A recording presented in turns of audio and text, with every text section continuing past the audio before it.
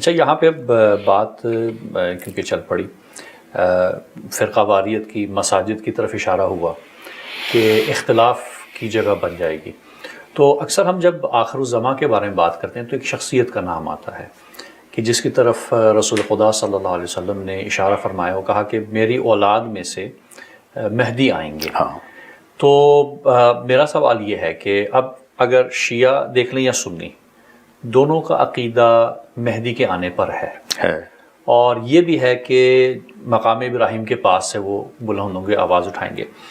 تو چلے، جو گزشتہ خلافات ان پہ اختلاف تھا، کیا وقت نہیں آ گیا کہ سب آنے والے خلیفہ کے نام پہ جمع ہو جائیں، کہ جس کے نام پہ سب متحد ہیں، اختلاف نہیں ہے اس سلسلے میں؟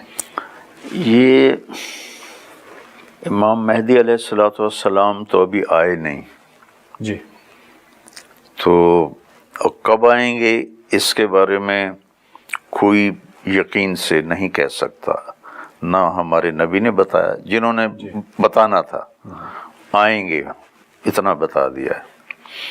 اور اہل سنت اور اہل تشیع میں یہ ایک اختلاف ہے کہ اہل تشیع کے نزدیک وہ امام حسین کی اولاد میں سے ہوں گے، اور اہل سنت کے نزدیک امام حسن کی اولاد میں سے ہوں گے، لیکن آنے ہونے میں کوئی اختلاف نہیں، نام کے اوپر اختلاف نہیں ہے، کوئی اختلاف، اور جو نشانیاں ہیں وہ ان کے آنے میں کتنی دیر ہے وہ تو پتہ نہیں ہے۔ صحیح۔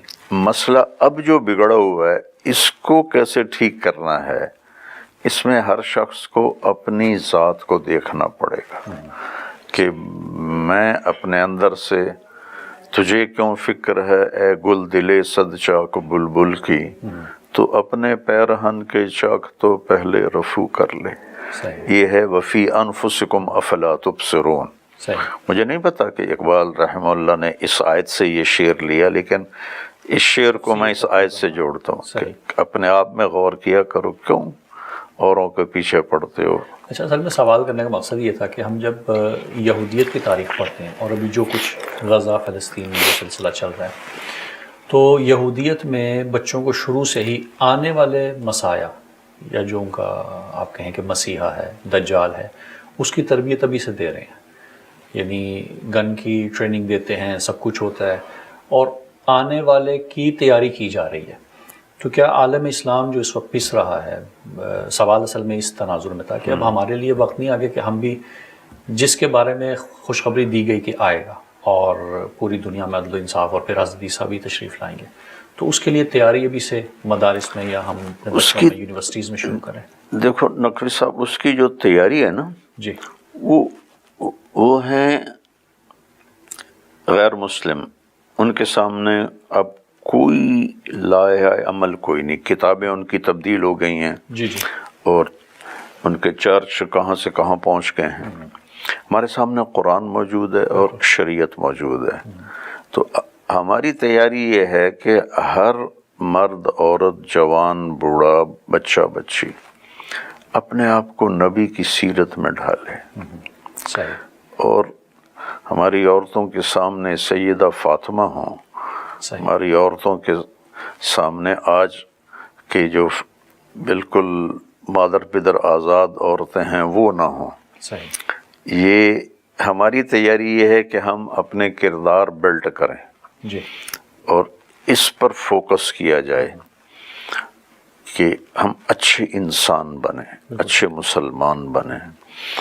میں 10 مدرسے اللہ میرے ذریعے سے چلا رہا ہے، تو میں نے نصاب کو بہت چھوٹا کر دیا ہے، اور زیادہ میری جو قوت لگ رہی ہے، اللہ لگائے رکھے جب تک میں زندہ ہوں، اچھا مسلمان کیسے بنتا ہے۔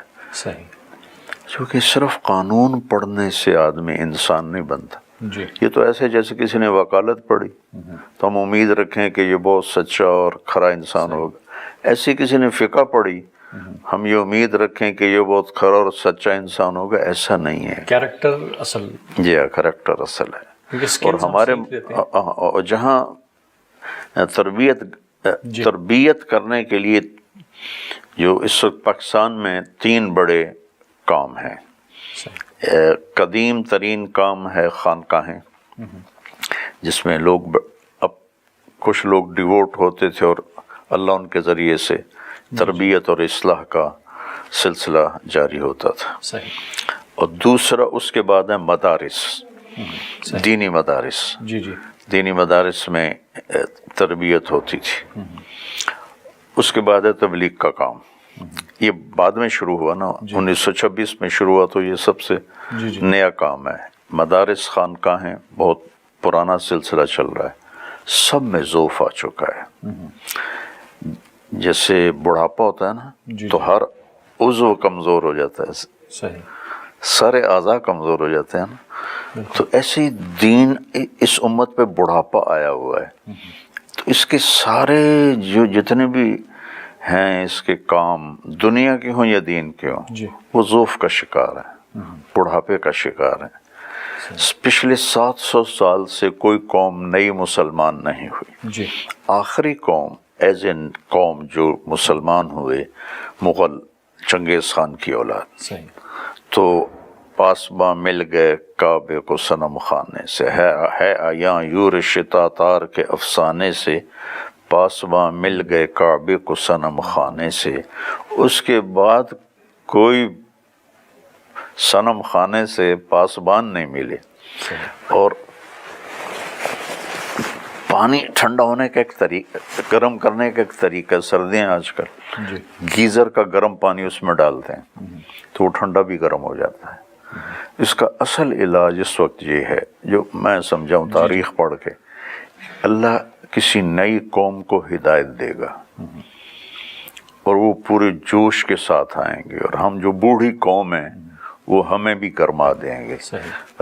یہ جو مسلمان ہیں ان سے کوئی امید نہیں. صحیح.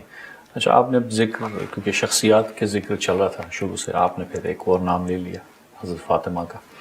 تو آئے مودت میں، کیونکہ خلیل جو آپ نے کہا کہ بیٹھے ہوں سب تو نکل کے سامنے جا کے بیٹھ جاؤ، یہ خلیل ہے. لفظ محبت، حبیب اللہ بھی آپ نے کہا. اب یہاں پہ لفظ مودت ہے، کیا فرق ہے محبت اور مودت میں؟ مودت ہے حسن سلوک. مودت کا مطلب یہ ہے کہ تمہارا جی چاہے یا نہ چاہے تم نے حسن سلوک کرنا ہے میرے ساتھ، میرے اہل بیت کے ساتھ. اور محبت اندر کی کیفیت ہے. تو وہ چونکہ ہر ایک تو محبت کے مقام پہ نہیں پہنچ سکتا. جیسے نماز پڑھنا فرض ہے، اللہ نے کہا اقم الصلاۃ لذکری، میری یاد میں پڑھو. یہ تو کوئی بھی نہیں پڑھ سکتا ہے، لیکن حکم موجود ہے. ہمیں اپنی چیزیں یاد آ جاتی ہیں نماز میں، ہمیں اپنی چیزیں یاد آ جاتی ہیں، ہمیں اپنی یاد ہوتی ہیں. تو چونکہ ہمیں اقیم الصلاۃ بھی موجود ہے کہ نماز پڑھو، تو اس کا مطلب ہے ہمارے جیسوں کی نماز بھی قبول ہو جائے گی.